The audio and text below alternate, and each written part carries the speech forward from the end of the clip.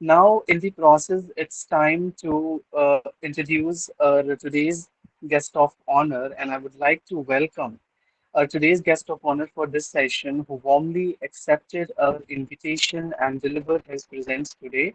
Please welcome Dr. Rajiv Ranjan, sir. Sir, thank you so much for connecting with us today, for accepting our invitation and for joining us. आपका बहुत बहुत स्वागत है GSTS में. Thank you so much. And before inviting you to give to and before inviting you to give your initial remarks and permission to start the event further, let me just introduce you to our audience. So, Dr. Ranjan teaches Chinese politics, foreign policy, and research methodology.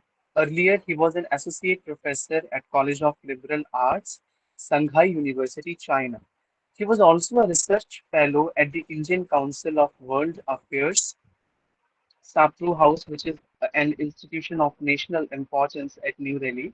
He has done his PhD in Chinese studies from Center of East Asian Studies under the School of International Studies at Jawaharlal Nehru University. And he is the lead editor of China and South Asia, Changing Regional Dynamics, Development and Power Play, and also co-authored a book named Transformation of Modern Eastern Countries, published by Jinan University Press in 2020. Dr. Ranjan was a visiting senior scholar at the School of Political Science and Public Administration, Shandong University, Jinan, under joint scholarship by the Ministry of Human Resources and Development, India. His research interests include government and politics in China, Chinese foreign policy, China and the world order, ancient Chinese philosophy and strategic thought, BRICS, and climate change. His publications have appeared in India Review, India Quarterly, Economic and Political Weekly, Critical Sociology, Political Studies Review, China Report, Global Environment Change, Strategic Analysis, etc. His commentaries also featured in Indian Express, the Hindustan Times, Print Madras Courier, Prabhat Khabar, The Diplomat, China India Brief, Scroll South, Changing Morning Post, etc. So now, first of all, again, so welcome to GSTS. And now I would like to request you to give us your permission to start the event with your initial remarks. Ranjan sir, please.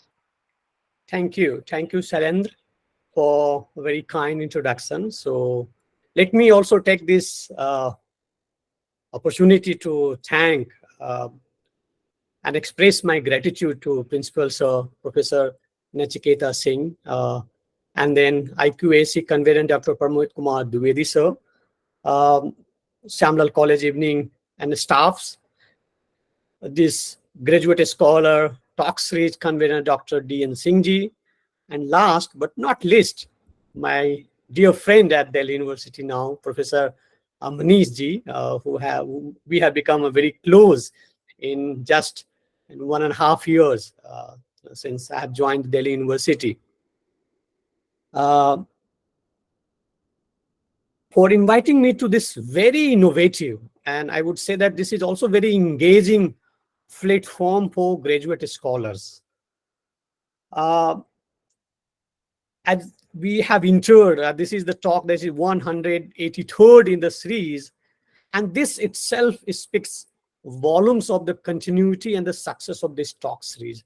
And I must kind of compliment and also kind of like साधुवाद देना चाहता हूँ सभी लोगों को इस series के लिए जो आप लोग continue रखें, because it gives a kind of like, motivates the youngster to kind of like come share their thoughts with scholars, and then they get feedback.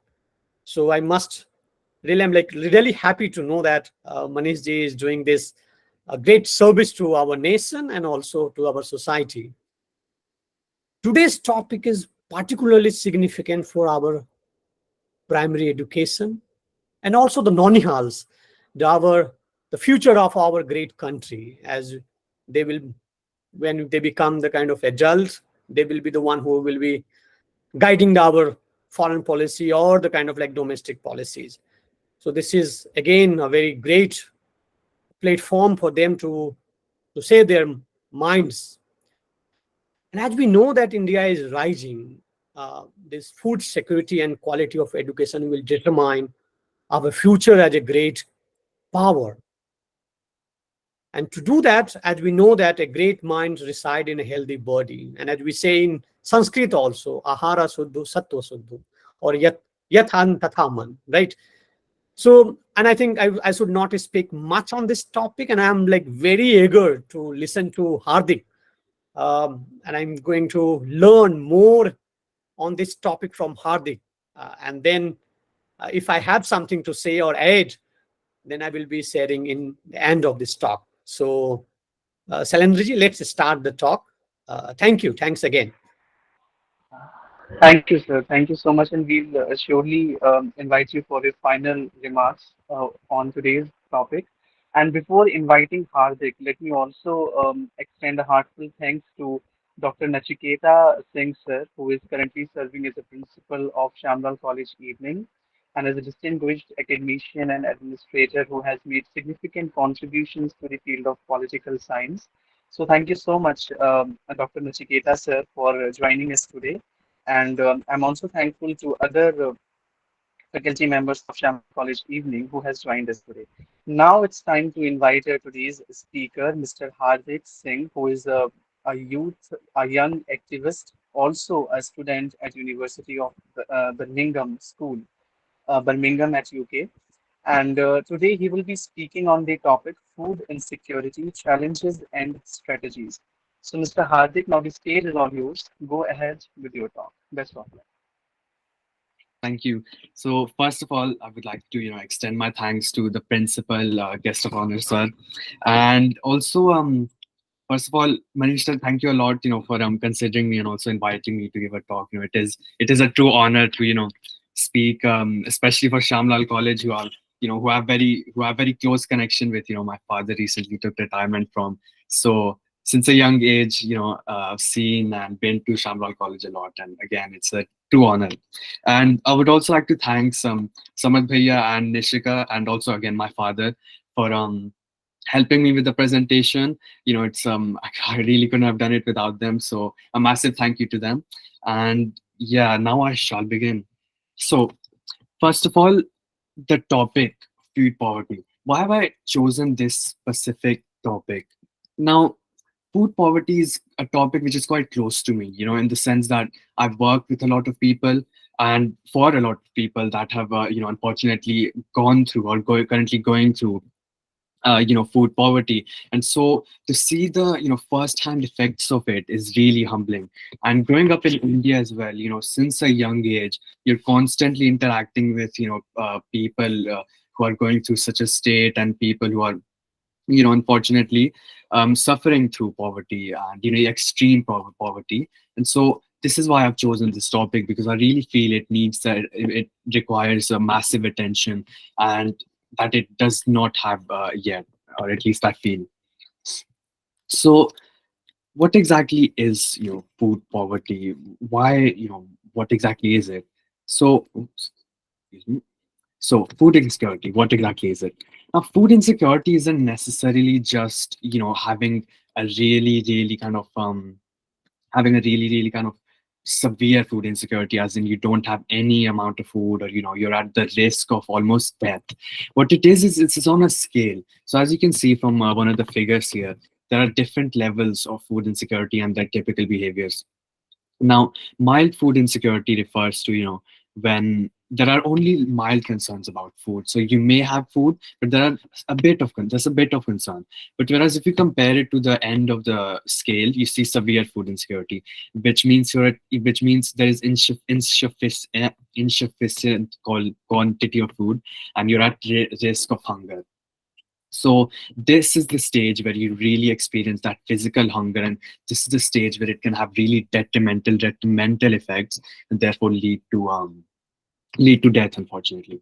So if you look on this another figure on the bottom left, you see that other than Africa, India is one of the only countries where more than 40% of the children are living in severe food poverty, which again I really do not feel is right, especially knowing the growth our country has made within the last few years. And just to give the definitions of food poverty or insecurity from different organizations or health. So the Department of Health says it is the inability of to afford or have access to food to make up a healthy diet. And another professor has defined it as food poverty is worse diet, worse access, worse health, higher percentage of food of income on food, and less choice from a restricted range of foods.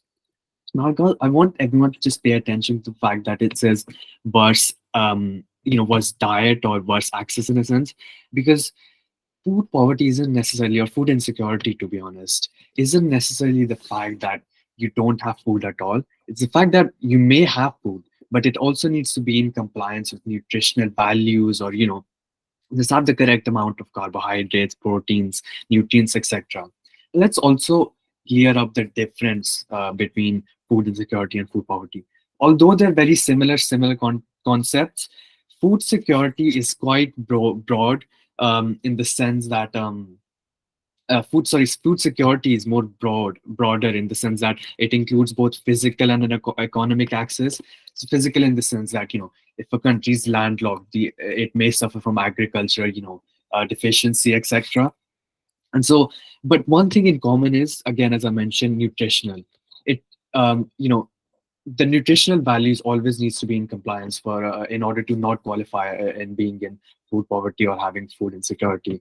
um, Also, the reason for understanding the difference is also by understanding the difference, it's crucial for developing effective policies and interventions to again to intervene and address issues of hunger and malnutrition in a holistic manner. So let's look at this pie chart over here, which shows the in a balanced diet how the nutrition should be laid out. Now, carbohydrates are the biggest contributors, which make up 40% of the whole chart, and all of the other nutrients, the micro and macronutrients. So we have protein, fats, vitamins, minerals, fiber, water, etc. You can see how they lay on the chart, and how much of a contribution they should make. Another thing is the now let's talk about the reasons for food poverty. Now, one of the main reasons is actually economic disparity. Now, the top 10% of the Indian population holds 77% of the total national wealth.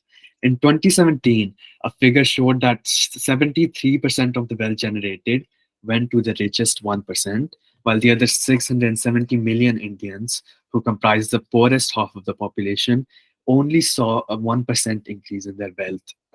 Now, because of this economic disparity, you can only guess how much of an effect it will have on their education, on their mental health, physical health, etc. And so, economic disparity has become one of the main reasons. Population growth is quite a self-explanatory one. At the rate at which India's population is growing, although it has slowed down in the past few months, I guess. So the population growth, we are the most populous country in the world. So we do need to ensure that we are being able to provide to such a diverse set of people. um, Another one is infrastructure. Now, infrastructure in India varies, massively, because the infrastructure you may see in mainland Delhi, or the rich parts of Delhi, you will never ever see in Bihar, or the really kind of villagey and the rural areas. And so there needs to be a kind of what's the word? There needs to be an emphasis on the infrastructure as well, to ensure that the infrastructure being provided is in compliance with the kind of awareness levels and also the requirement levels of states and villages. The effects of food poverty, is just to touch upon it a little bit. School enrollment and attendance is actually quite a massive one, because absenteeism rates are 5 to 7% higher among children from food poor families, and academic performance as well. Students from food insecure households score on average 15 to 20% lower on standardized tests, which, again, if you put that into perspective, if that's happening in entrance tests, or like the JEE, NEET, etc., you can only tell how much kind of inequality there is. Cognitive development is actually another main one because children facing chronic malnutrition show a 15-point lower IQ on average compared to well-nourished peers, again setting them back massively. So now let's dive into a little bit about what is being done around the world. So I'm going to mainly talk about about India, UK, and the US. So in India, this is quite an old one, but the midday meal scheme actually has been going on for many years, and this was launched under the prime ministership of PV Narasimha Rao, who launched the India's midday meal scheme on August 15, 1995. And the scheme aimed to feed impoverished children enrolled in government schools. And one of the main objectives of the school was to reduce malnutrition in India, which at the time accounted for 40% of the globe's malnourished children. And to be honest, that stat is still somewhat strong to this day as well. And the mid scheme meal also aimed to encourage children from poor backgrounds and disadvantaged sections to attend school. Now, if you see the figure on the left, it shows the coverage of midday meal in India. And in total, this is from 2019. So in total, 11 point, almost 12 crore people, were enrolled in primary and upper primary schools. And out of those, 76.56% who were availed the midday meal scheme, or the scheme covered those children. Now, on the right is the menu of the menu list that is being provided under the midday meal scheme in Uttar Pradesh. Now, if you were to analyze um, this meal this meal list, I guess overall there is compliance with the nutritional values as you saw in the previous slide. However, just a few, I guess, takeaways would be that you could add more calcium-rich foods or dairy alternatives throughout the week, and also incorporating sources of healthy fats is quite a big one.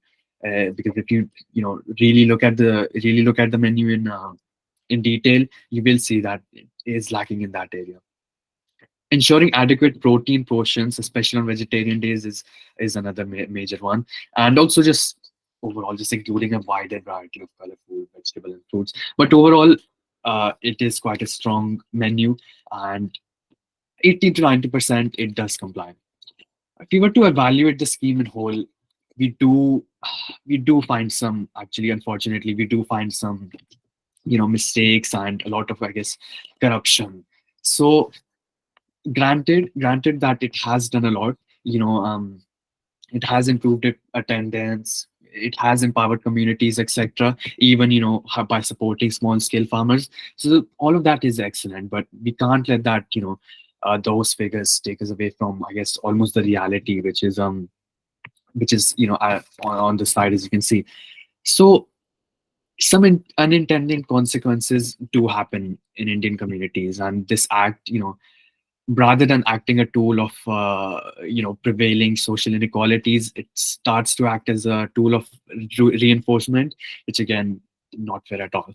So if you were to just run through one of the points, so in one of the studies, it was revealed that in Rajasthan, Dalit children were asked to drink in their cupped hands while the other children used common glasses. This is an awful instance of caste discrimination in the classroom, which defeats the socialization role of midday meals.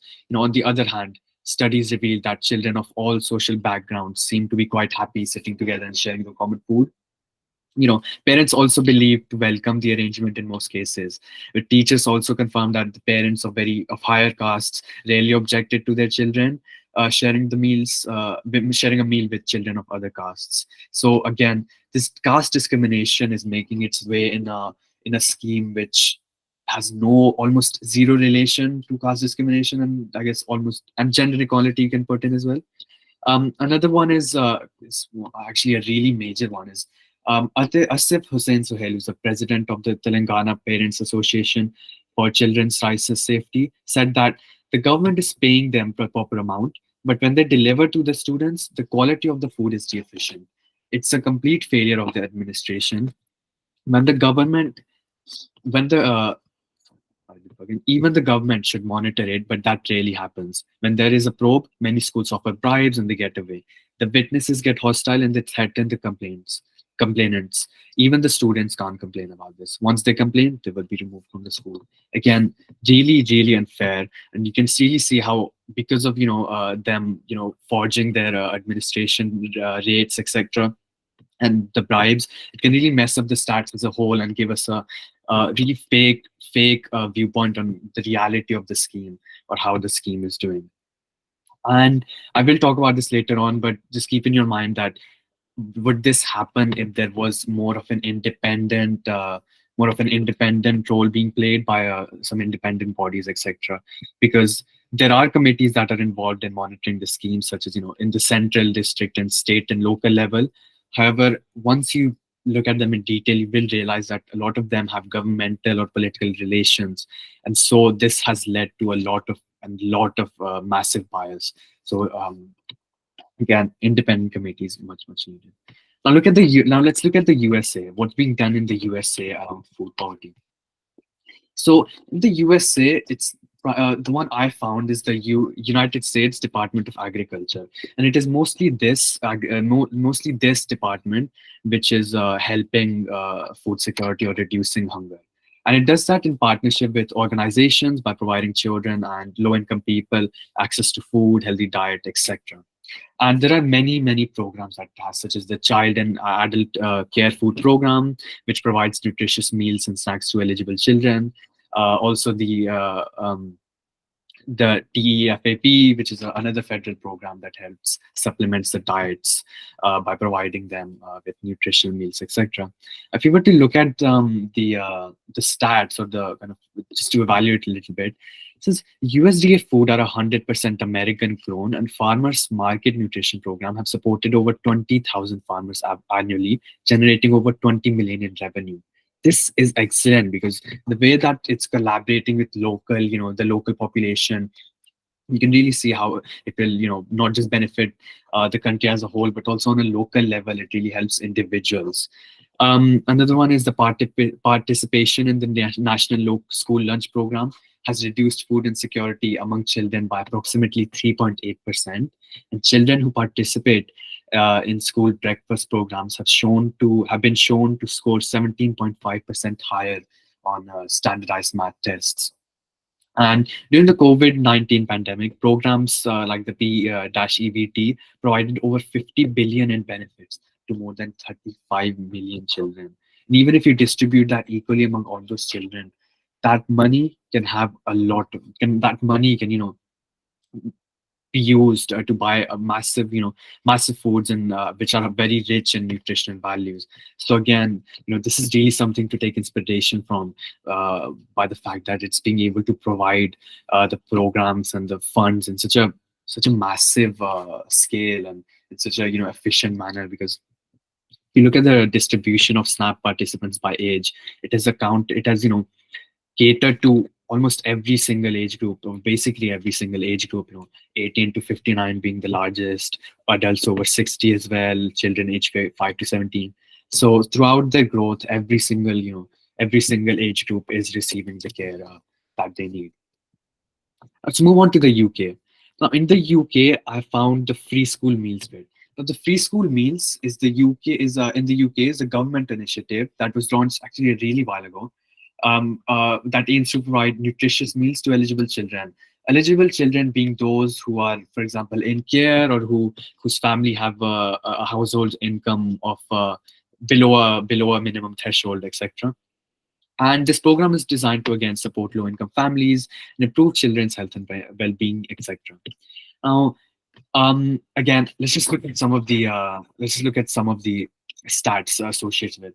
Now, as of 2023, approximately 1.9 million pupils in England are eligible for free school meals. This represents 22.5% of the total school population, up from 15.4% in 2019. You can really see in those 4 years how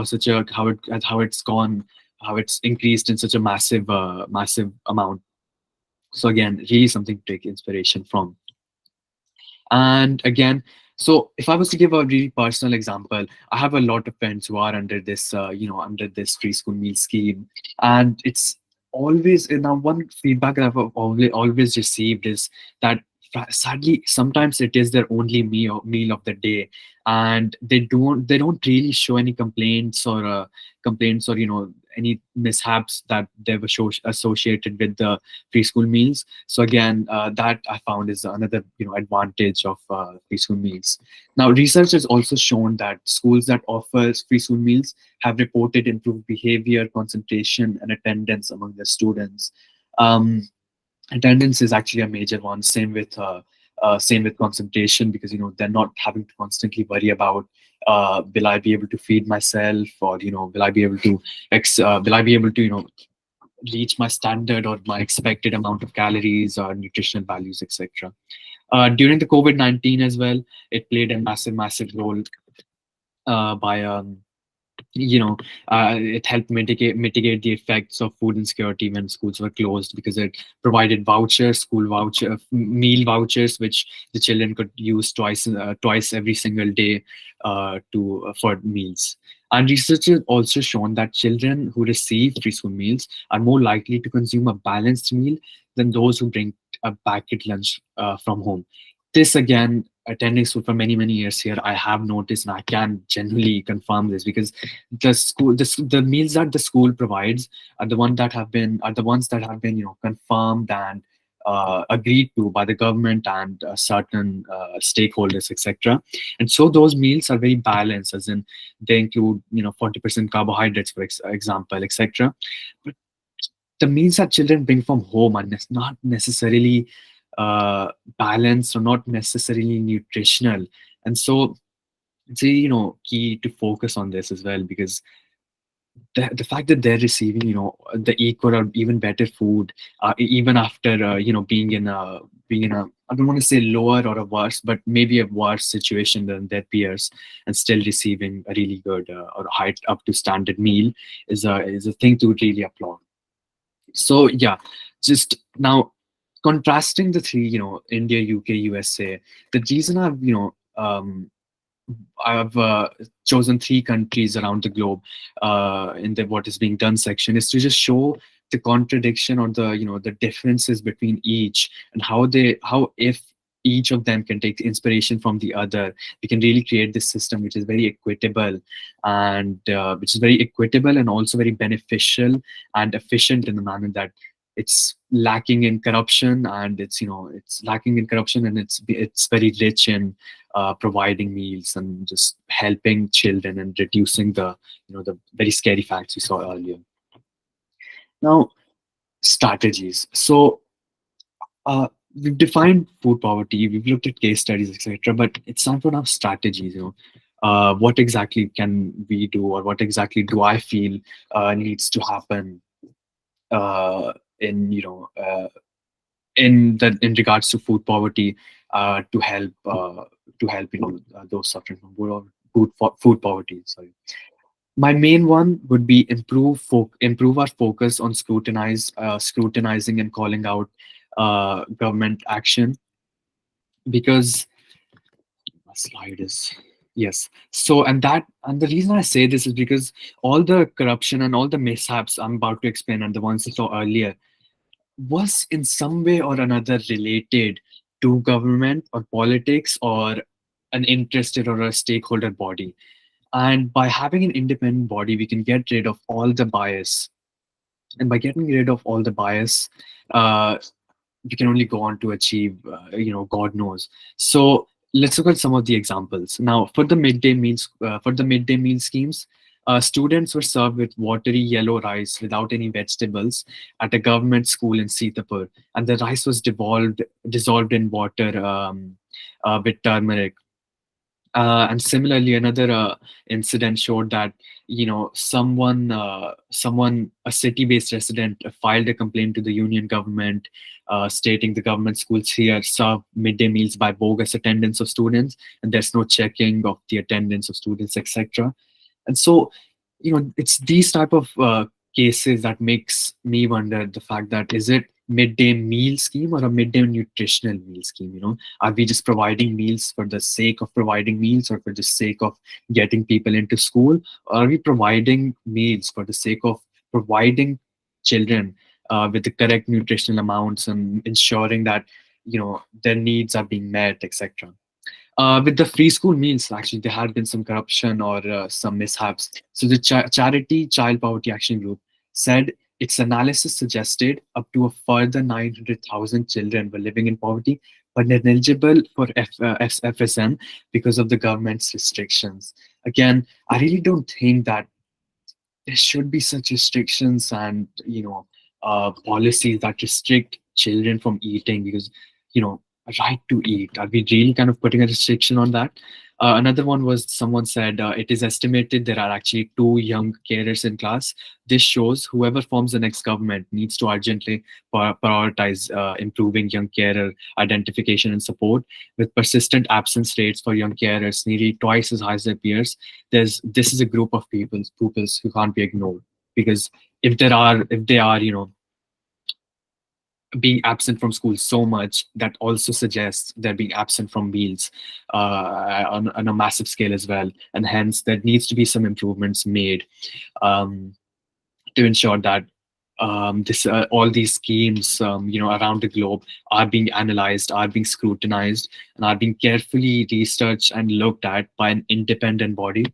And I feel like you can do whatever you want. You can research how much you want. You can get all the information you want, but the government also has to be in compliance with these body. And what I mean by that is, the government or the government needs to be able, or needs to be open to taking suggestions from these body and actually putting those suggestions into action, and not just holding back because of maybe budget restrictions, policy restrictions, politics, etc. Another strategy. Now, this strategy focuses much more on this quote, uh, which is which is, give a man a fish and you feed him for a day. If you teach a man to fish, you feed him for a for a lifetime. This quote is excellent in my opinion, because if you can provide meals to someone for a single day, or for just once, you feed him for a day, he'll be satisfied for the day, or he'll meet his nutritional requirements for a day. But if you teach him agriculture practices, or provide him with resources which allow him to uh, individually individually increase his nutritional intake, etc., you can really have a lifetime benefit on him. Now, extending community involvement in social work is something I'm just going to touch upon a little bit. By this, I'm just referring to taking inspiration from the work being done within and outside India around food poverty. So, for example, in the UK, I'm currently working in a lot of research groups and another other groups as well, which work around provision of free school meals and their feedback on free school meals. So recently, I was in a research group with the University of Birmingham, um, who were um, we were analyzing free school meals in school. And so what we did was we gathered up a lot of stakeholders, including head teachers from schools, children from schools, parents of children, etc. And we gathered them and asked them, how do you think free school meals are? And by gathering all those results, we compiled a document, and we compiled this document to send to the government. And after we did that, we are hoping right now the government is looking at those at that document and actually considering policies in compliance with the document. Now, back to the main strategy, which is teaching agriculture practices and improving access to resources. So teaching modern farming techniques, providing knowledge on crop selection and rotation, training on sustainable agriculture practices, etc.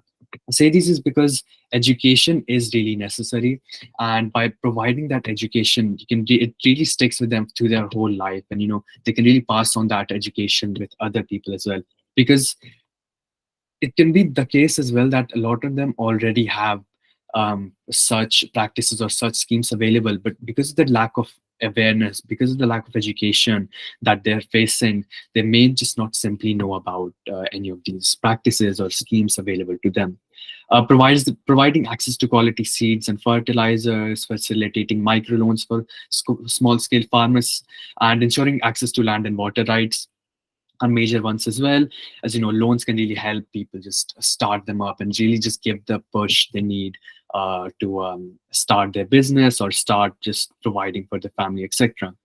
So yeah, after looking at all these strategies, etc., I hope it really really shows how much need there is to put an emphasis on how much need there is to put an emphasis on food poverty or insecurity. And, by simply it to be fair, it may not sound simple, but in reality, when you really start executing such schemes, etc., or such practices, it can really have a massive effect, and it can really be done quite easily, especially knowing the population of India, the the all the foundations and all the organizations already in place in India. And by having this really community based involvement and this really this really beautiful merge of all of those, and of all those communities, it really uh, it really it could really benefit our country massively. And yeah, the extreme the because I really feel that poverty has reached to extremism levels in India. And so this is what I feel, these are the strategies I feel would be correct for India right now, based on my kind of Eurocentric opinion as well. And yes. So, again, thank you very much, everyone, for taking your time to listen to me. And again, thank you for Manisha and GSTS team for helping me create this presentation and inviting me again. And now I'd like to open the floor up to any questions. Thank you very much. Well, thank you so much, Hardik, and good evening, everyone. So, I'm Samriddhi, and I'm one of the moderators of the Graduate Scholars Talk series. And due to some unforeseen and unavoidable connectivity issues at the end of our today's moderator, I'll be carrying this session forward. So, first of all, congratulating you, Hardik. That was such a wonderful, critically scrutinized, and exceptionally well staged presentation. So the topic is quite concerning for all of us, and you have justified all the intricacies of the of the needs of the hour for the same. And we are very positive that this session has been intellectually provocative for all the listeners, and you have definitely grabbed our attention with such a marvelous data interpretation. And to all the listeners who are there present before us, it is also important to know that Hardik is one of the youngest presenters on the platform, and he has been deeply engaged with the topic at an individual level. So as we know, he is a student at the University of Birmingham School, and he is also a dedicated social activist and a member of the steering group of the UK Youth Parliament. Talking about his dedication to this topic, it is significant to know that in 2023, his proposal on funding for free school meals for all became the national campaign focus. Additionally, he participated in the Commonwealth Baton Relay and contributed to organizing the 2022 Commonwealth Games in Birmingham, which shows his diligence in various fields, be it academic or co-curricular. So he is definitely a passionate student who addresses youth challenges, and he is definitely committed to creating a meaningful change. And one of such change was brought on this platform today as well. So that was a wonderful presentation by you, Hardik. And since we have now arrived at the conclusion of the presentation, it is now time to address a few queries that have been posted by the inquisitive audience. But because of the paucity of time, we might not be able to consider all of them, but we'll still try to take up two or three of them. So the first question is by Dr. Akriti, and she is congratulating you for a wonderful presentation. And she has a question related to gender. So she feels that, when we see topics of mid-meal programs, this problem is also related to our households, that at times we see boys are provided with proper food, the nutritious food, but women or girls are deprived from these kinds of privileges, especially in the underprivileged society. So what's your take on it? So first of all, thank you very much for the congratulations. And to be honest, that what you've said is very correct actually, because the school dropout rates, the girls from food insecure households are 1.5 more times more likely to drop out than boys, which is very concerning. And which is, you know, why are they dropping out, and why are girls dropping out, but why aren't boys, or why are girls dropping out in general? So that is, my take on it. I guess it is the fact that in my opinion, it's about mindset.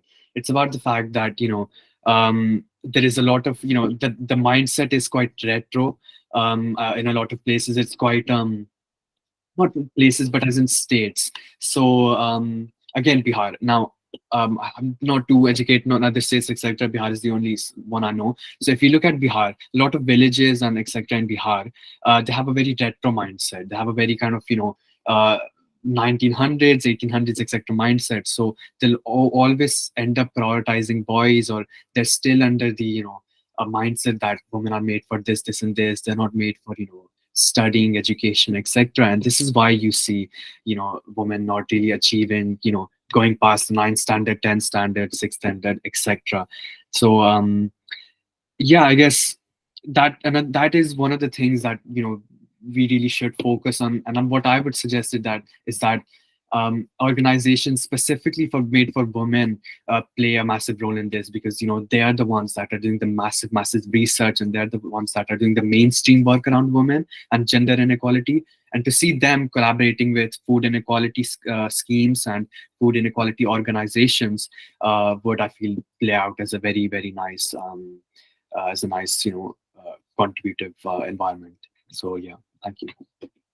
Yeah, well, very well answered, Hardik. We'll just take one more question by Miss Megha. She is again congratulating you for the presentation, and she is also asking you that that how, like, countries like India and the Western countries, they have a different context in terms of the ambience. The ambience is different. The setting is completely different in India and the Western countries. So how do you feel that this difference can actually be brought together, like although the settings are different, but still how can we take inspiration from the Western countries, knowing the fact that the setting in India is quite different from those Western countries? So what's your take on it? So yeah, again, thank you very much for the congratulations. And I definitely do agree. The context is massively different, and that can be both in the economical sense, knowing that USA is a stronger economy than India, or knowing that in the physical sense as well, knowing that US has different physical aspects to India. So I guess the one thing we can take away or take inspiration from is, if I was to talk about the UK. Now, this isn't really related to economic or physical sense. It's related to, I guess, contextual, in the sense that youth work. So youth promoting youth action, I think that's what I would say, is because it's because promoting youth action is really important, in the sense that the voice that the youth is able to provide is really, really different to the voice that the older generation is able to provide. And I'm not saying that out of those two generations, only one of them gives the correct answer. It's that the perspectives provided by the younger generation is massively different. So I would say in India, have more of a youth parliament system or youth action groups, etc. I do understand that there is a youth parliament in India, etc. But one thing that I see in lots of these action groups and youth involvements is the fact that they're very academic based, and they're very competitive. So they're doing it for the sake of they're doing it in a more academic manner rather than in a more community involvement or a socialization manner. And that's what I would say is the involvement that you'll see from the youth in the UK and the USA is massively different, or the Western is massively different to the involvement you'll see in India. Now, I'm not saying that in India no one cares, the children don't do it for the sake of helping the environment, etc. But the manner in which the youth action groups or youth parliament or youth-based programs are carried out, I feel is in an academic manner. Now, I am saying this from a really research perspective, not from a first-hand perspective. But yes, that's my answer. Thank you. Thank you so much, Hardik. So, what brings us to the conclusion is that even though we are making comparisons between India and other countries, it is important to acknowledge the fact that all the humanitarian concerns remain the same. So, humanitarian in the sense that food is important for all, and doesn't matter the differences in the settings or the contexts. Food is something that all of us need to sustain. So we can definitely take away a lot of inspiration from the Western setup, because our aim is same, that is to nourish the future generation. So a very well articulated and good handled question and answer round from you, Hardik. And now we have one last question that we ask to all of our speakers, which is how has your experience been in GSTS? So, what do you think about it? It's been excellent. I mean, yeah, it's generally it's been excellent because the highlight for me has been the meeting we had a few days ago where we discussed my PowerPoint. And before I, came into that meeting, I was really under the expectation that, actually my PowerPoint is pretty strong and it's going to get through with just a few comments. But when I came out of that meeting, I realized how much actually my presentation needed. And I think the manner in which you guys told me, what it needed and what went well and what went wrong was really good. And it wasn't just specifically for this presentation, it's a lifetime thing. So I can't, it's not just that I'm just going to use, इसीलिए use karunga. I can use this just in my whole life and in all the future presentations I will make. So I'm really, really grateful for that meeting. And of course, for this opportunity as well, speaking on such a great platform to many, many people is just genuine an honor. Thank you. Thank you so much, Hardik. And it was also a pleasure for all of us to have an intellectual asset like you, who is quite young, and also to repeat myself, one of the youngest presenters on the platform. So, congratulations to you. And now, proceeding further, I would now again like to invite our honorable guest of honor, Dr. Rajiv, for his insights, suggestions, and comments on the topic and the platform. So, sir, over to you. Thank you. Thanks again, Samriddhi. Uh, Let me congratulate Hardik. A very good presentation, a very comprehensive one, and also very well researched. Right at this young age, very well researched. And personally, I liked your kind of like this comparative study of the three countries, how and what they can learn from each other. And I hope maybe a short article from you to kind of like for your school magazine or maybe for this GSTS, that how kind of like these three countries can learn from each other. And I think that you have pretty much covered the whole point that I wanted to discuss. So, and we know that this midday meal scheme started in 1924 at Madras, this Madras Corporation in 1925 to again provide this nutritional food to children from disadvantaged group of our society. Now, as and some of have asked also like the gender balance, and as we know that given the nature of our very society, where you prefer a male child to have a good food, healthy food, and where kind of like you avoid or kind of like push the girl child. So I think that was also an idea to kind of provide a very well balanced food to the girl child, and so that they can participate in the education. It was also an idea to kind of like we all know that this our society is also based on the caste, so it was also an idea to bring them together at one place to have a common food. But I think you have rightly pointed out that this had become one of the problem in our this midday meal scheme. And I think a government, civil society, intellectuals, I think they have to come together, which is kind of like defeating the very purpose of this midday meal scheme, to provide common food and to reduce this the friction in our society.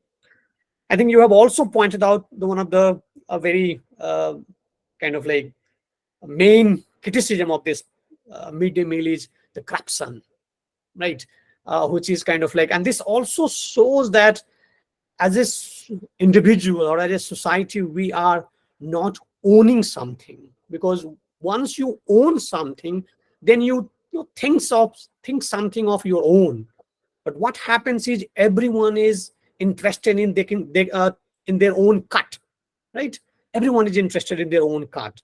So and then the corruption chips into the whole system. And as we know that this is the latest revision of this cost of cooking is 8.17 rupees for upper primary, and then 543 rupees for primary children, right? And I think you were talking about also like the children were absent and they were marked at kind of like present to kind of like provide food, because that's also one tricky question for the one who manages, because they can't provide a food, and this is real issue for them. 5 rupees 43 passes for per kid.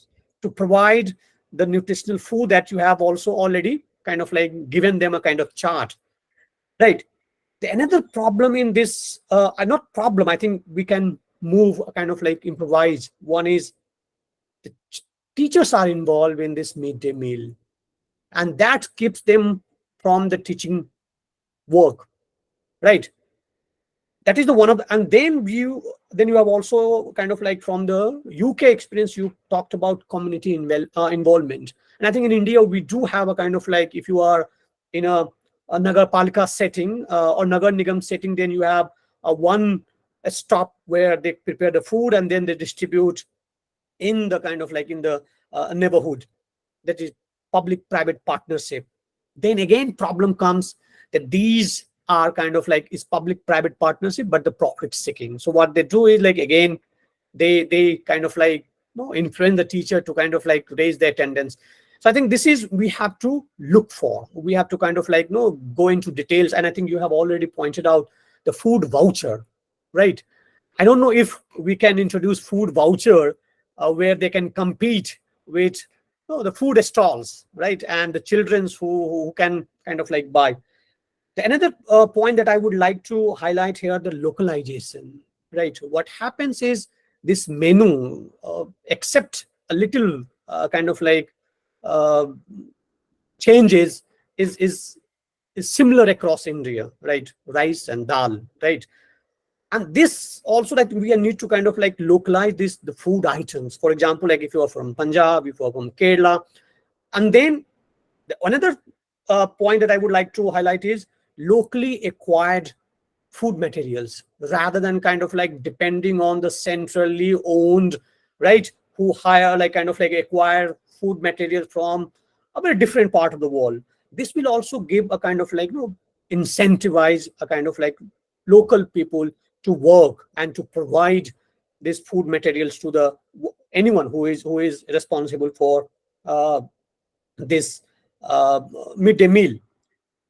So let me summarize again, and again commend your kind of like zeal and your active enthusiasm to kind of like present, which is very, very kind of like at this stage. I think you are really a kind of like model for a lot of school kids in India, and I think Dr. Manish will be happy to kind of like introduce you to some of the kind of like the primary schools in India where you can share your thoughts, and also at the district level.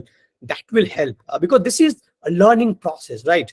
Uh, UK can learn from us and we can learn from them. Um, and then some of them has already asked about what are the challenges ahead, right? And then I would like to again say that we have to, as a society, what I have already highlighted, that we have to own this whole process rather than a kind of like become a kind of like it's not only when we own, only when we need some cut.